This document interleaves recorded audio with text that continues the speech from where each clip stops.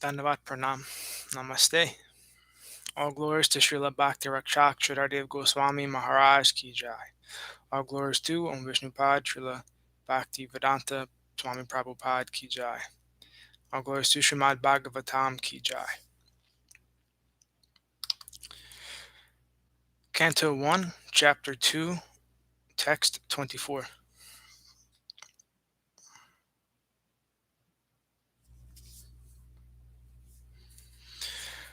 Partiva daruno dumas tasmad agnis maya tamashas tu rajas tasmat sattvam yad brahma darshanam. Firewood is a transformation of earth, but smoke is better than the raw wood. And fire is still better, for by fire we can derive the benefits of superior knowledge through Vedic sacrifices.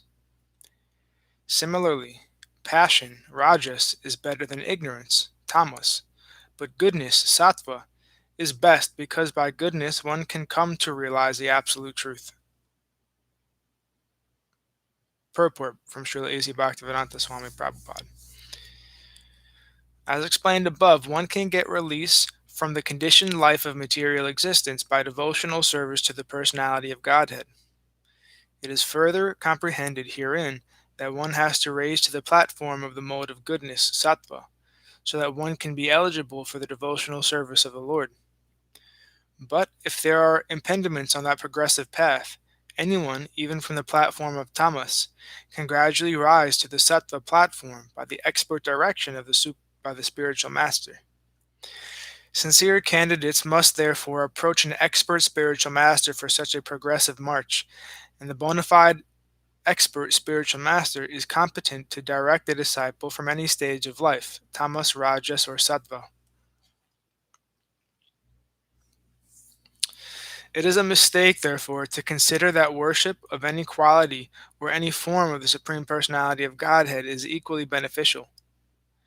Except Vishnu, all separated forms are manifested under the conditions of material energy, and therefore the forms of material energy cannot help anyone to rise to the platform of sattva, which alone can liberate a person from material bondage.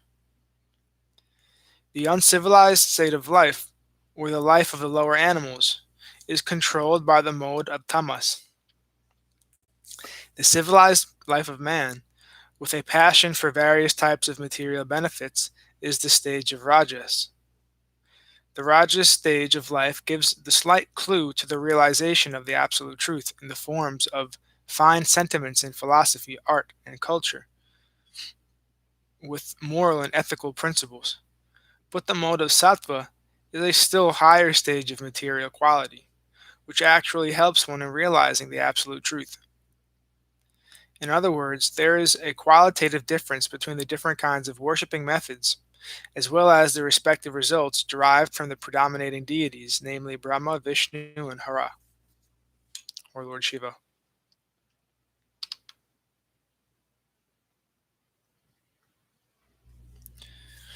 Text 25. Bejire munayotagre Bhagavantam adhoksajam Sattvam Vishuddham Kshemaya Kalpante ye nutaniha. Previously, all the great sages rendered service unto the personality of Godhead due to his existence above the three modes of material nature. They worshipped him to become free from material conditions and thus derive the ultimate benefit. Whoever follows such great authorities is also eligible for the path of liberation from the material world. Purport. The purpose of performing religion is neither to profit by material gain, nor to get the simple knowledge of discerning matter from spirit. The ultimate aim of religious performances is to release oneself from the material bondage and regain the life of freedom in the transcendental world, where the personality of Godhead is the Supreme Person. Laws of religion, therefore, are directly enacted by the personality of Godhead, and except for the Mahajans, or the authorized agents of the Lord, no one knows the purpose of religion. There are 12 particular agents of the Lord who know the purpose of religion, and all of them render transcendental service unto him. Persons who desire their own good may follow those Mahajans and thus attain the supreme benefit. Text 26. Mumukshavo Gorarupan Hitva Bhuta Patin Ata Narayana Kalashanta Bhajanti Hyanushayaiva. Those who are serious about liberation are certainly non-envious, and they respect all. Yet they reject the horrible and ghastly forms of the demigods and worship only the all-blissful forms of Lord Vishnu and his plenary portions. Purport. The Supreme Personality of Godhead, Sri Krishna, who is the original person of the Vishnu categories, expands himself in two different categories, namely integrated plenary portions and separated parts and parcels. The separated parts and parcels are the servitors, and the integrated plenary portions of the Vishnu Tattvas are the worshipful objects of service. All demigods who are empowered by the Supreme Lord are also separated parts and parcels. They do not belong to the categories of Vishnu Tattva. The Vishnu Tattvas are living beings equally as powerful as the original form of the personality of Godhead, and they display different categories of power in consideration of different times and circumstances. The separated parts and parcels are powerful by limitation. They do not have unlimited power like Vishnu Tattvas. Therefore, one should never classify the Vishnu Tattvas or the plenary portions of Narayana, the personality of Godhead, in the same categories with the parts and parcels. If anyone does so, he becomes at once an offender by the name Pashandi. In the age of Kali, many foolish persons commit such unlawful offenses and equalize the two categories. The separated parts and parcels have different positions in the estimation of material powers, and some of them are like Kala Bhairava, Smashana Bhairava, Sani, Mahakali, and Chandika. These demigods are worshipped mostly by those who are in the lowest categories of the mode of darkness or ignorance. Other demigods like Brahma, Shiva, Surya, Ganesh, and many similar deities are worshipped by men in the mode of passion, urged on by the desire for material enjoyment. But those who are actually situated in the mode of goodness, Sattva Gun, of material nature, worship only Vishnu Tattvas. Vishnu Tattvas are represented by various names and forms, such as Narayana, Damodar, Vamana, Govinda, and Adhoksaja. The qualified Brahmanas worship the Vishnu Tattvas, represented by the Shalagram Shila, and some of the higher castes, like the Kshatriyas and Vaishyas, also generally worship the Vishnu Tattvas. Highly qualified Brahmanas situated in the mode of goodness have no grudges against the mode of worship of others. They have all respect for other demigods, even though they may look ghastly, like Kala Bhairava or Mahakali. They know very well that these horrible features of the Supreme Lord are all different servitors of the Lord under different conditions, yet they reject the worship of both horrible and attractive features of the demigods, and they concentrate only on the forms of Vishnu because they are serious about liberation from material conditions. The demigods, even to the stage of Brahma, the supreme of all the demigods, cannot offer liberation to anyone. Hiranyakashipu underwent a severe type of penance to become eternal in life, but his worshipful deity, Brahma, could not satisfy him with such blessings. Therefore, Vishnu, and no one else, is called Mukti Pada, or the personality of Godhead who can bestow upon us mukti, liberation. The demigods, being like other living entities in the material world, are all liquidated at the time of annihilation of the material structure.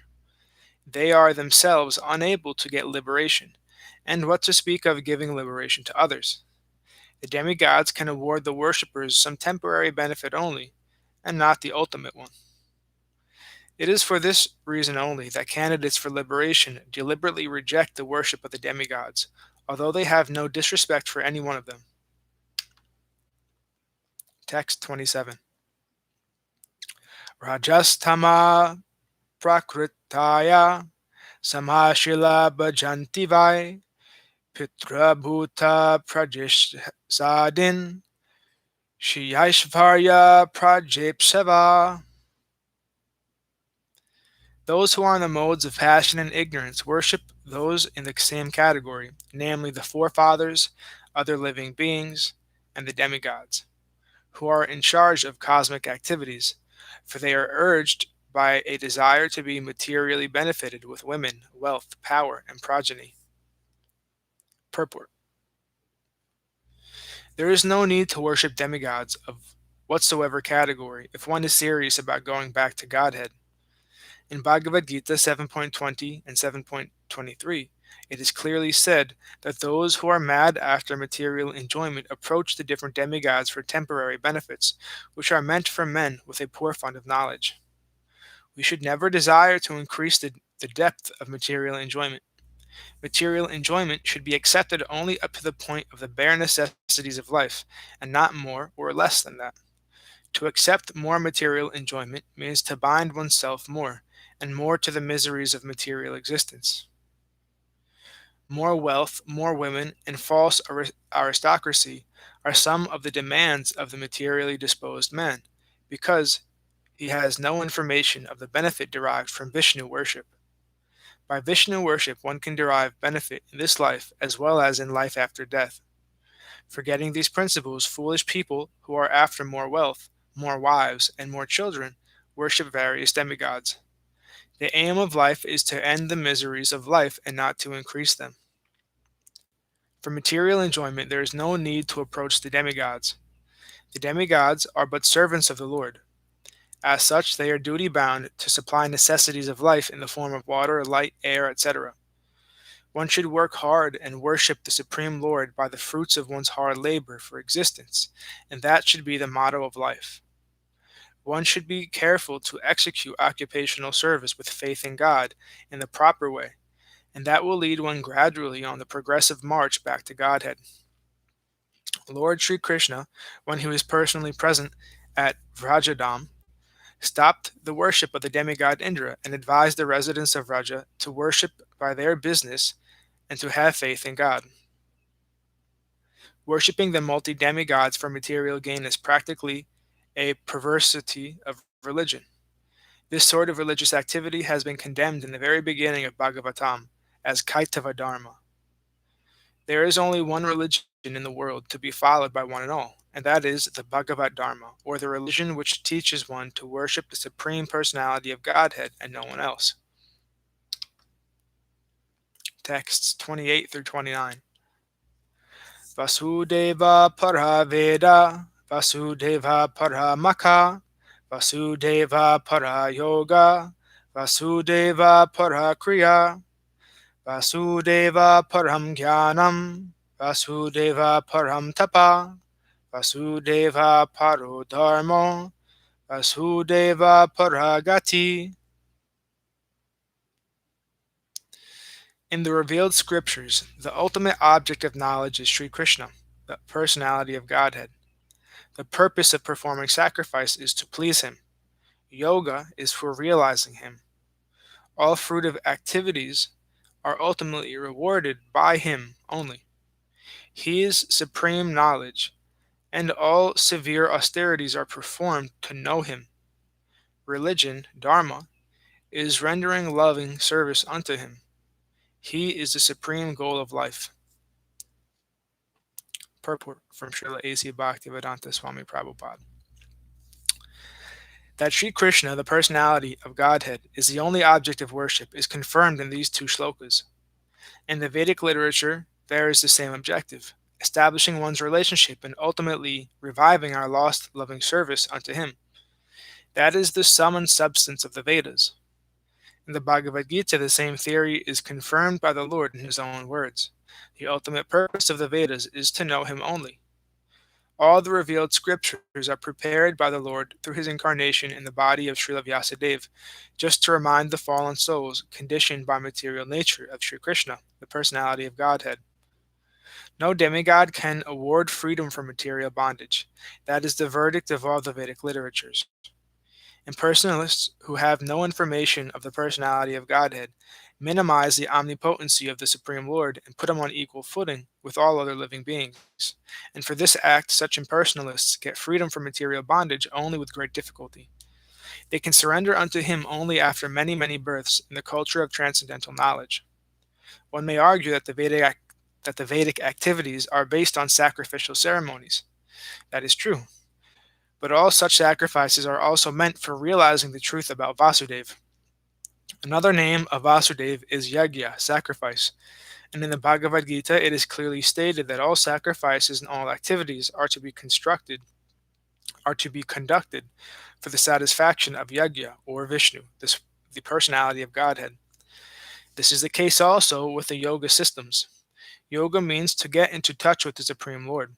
The process, however, includes several bodily features such as asana, dhyana, pranayama, and meditation. And all of them are meant for concentrating upon the localized aspect of Vasudeva, represented as Paramatma. Paramatma realization is but partial realization of Vasudeva, and if one is successful in that attempt, one realizes Vasudeva in full. But by ill luck, most yogis are stranded by the powers of mysticism achieved through the bodily process.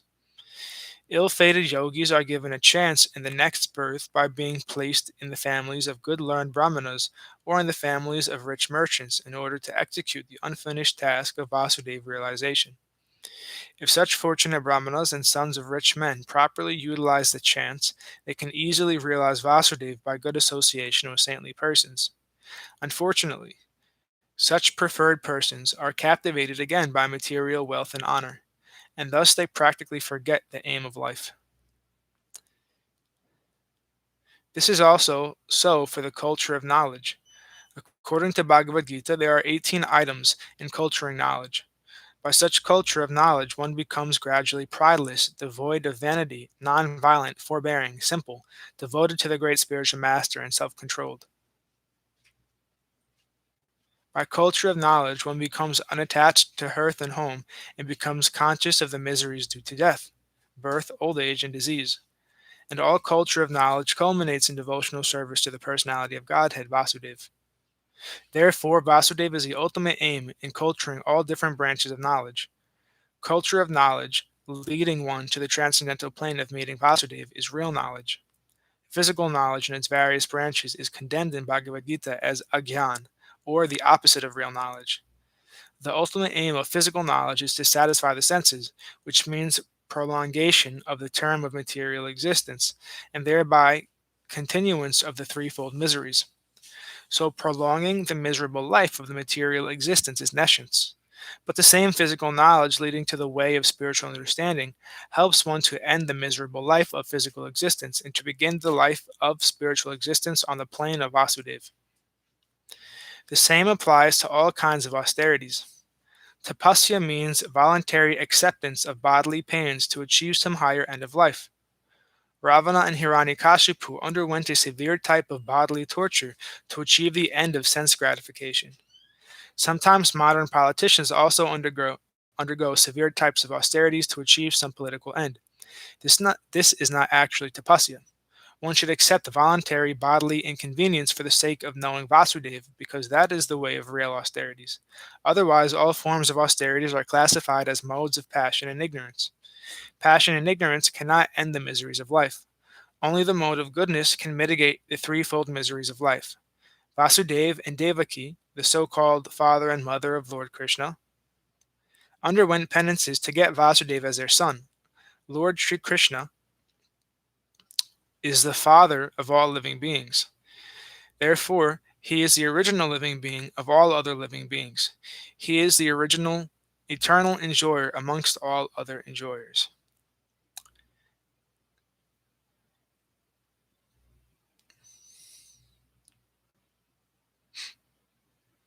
Therefore, no one can be his begetting father, as ignorant may think.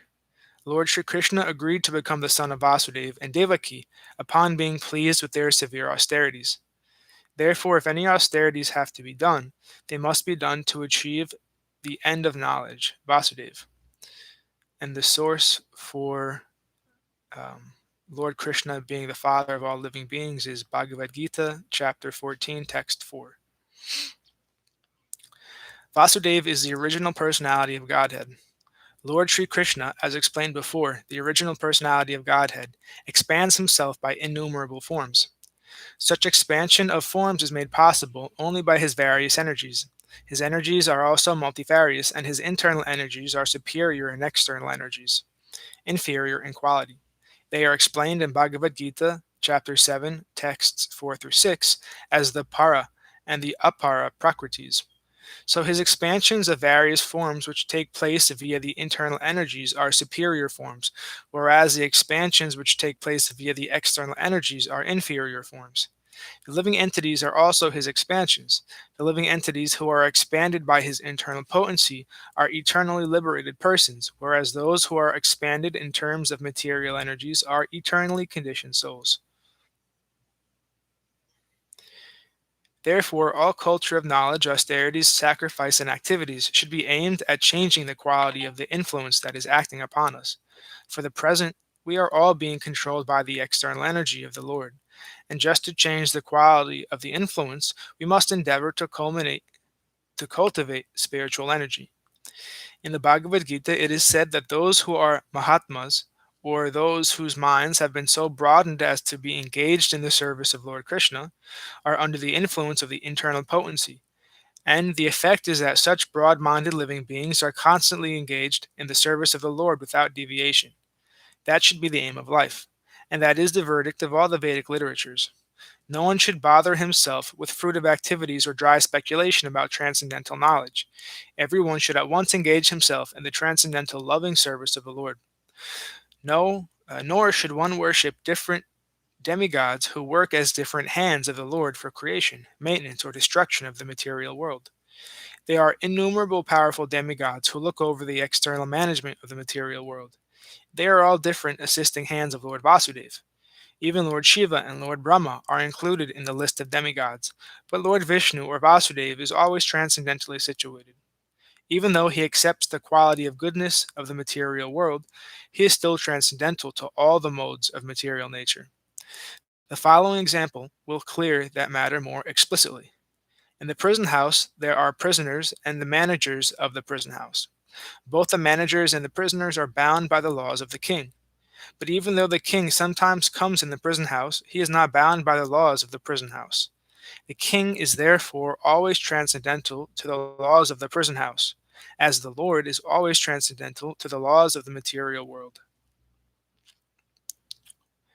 And thus ends our reading for today.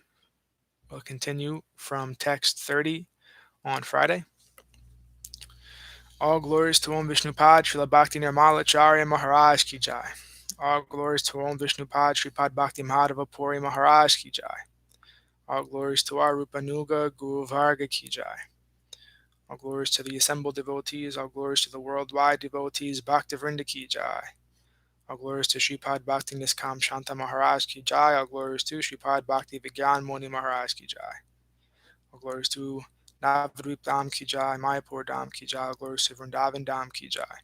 All glories to Giri Govardhan Gupta Govardhan Dham Ki Jai. All glories to Sham Kund Radhakund Ki Jai. Tulsi Devi Ki Jai. Nitai Gora Hari Hari Bol.